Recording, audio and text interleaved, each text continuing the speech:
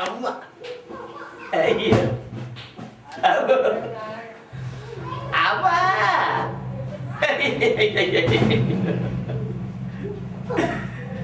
ఒళ్ళంతా పత్ర అయిపోయిందిరా రాయిరా.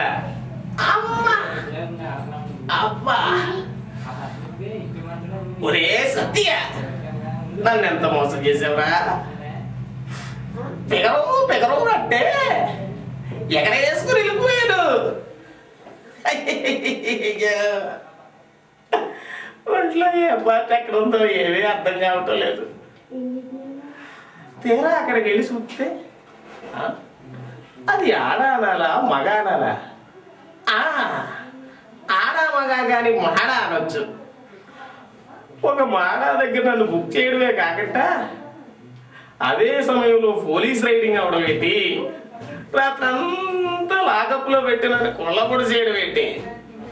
అయ్యో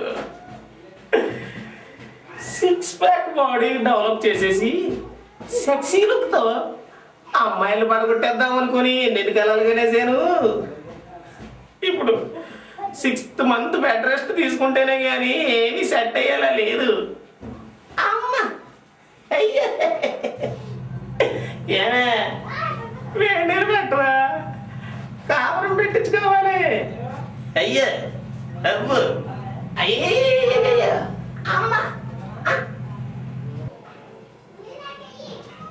ఏం కూసావరా, కడుపులో పెరుగుతున్నది ఆడబిడ్డని తెలిసి అబార్షన్ చేయించుకోమంటున్నావా?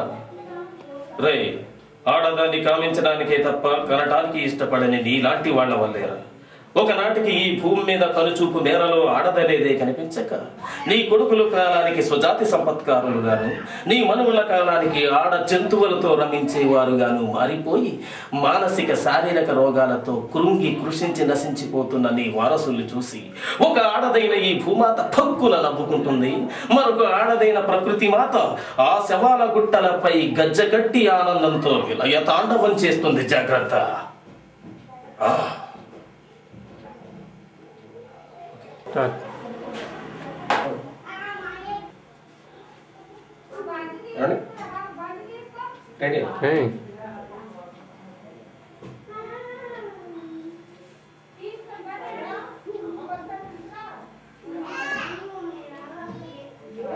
Dear God,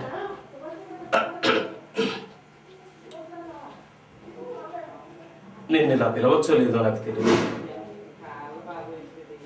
జీవితంలో మొదటిసారి నీ దగ్గరకు వచ్చాను.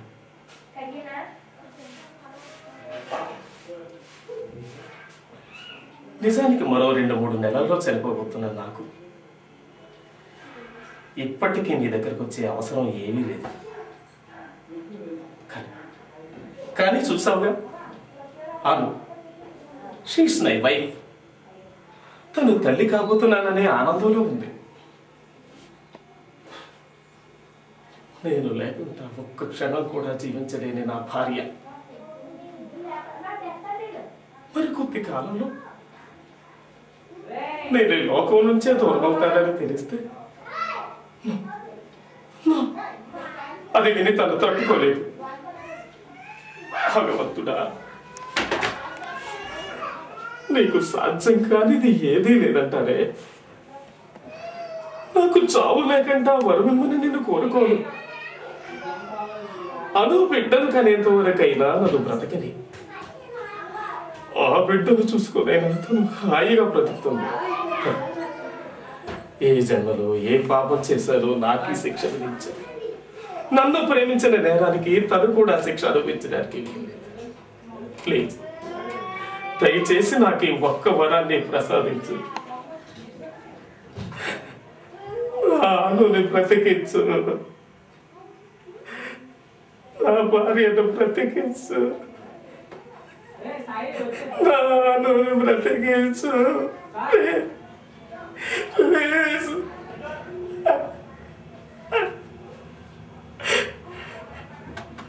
హలో మై అను, నా భార్య నాకు కావాలి. దయచేసి నాకు ఈ ఒక్క వరాన్ని ప్రసాదించు భగవంతుడా. నాకు ఈ ఒక్క వరాన్ని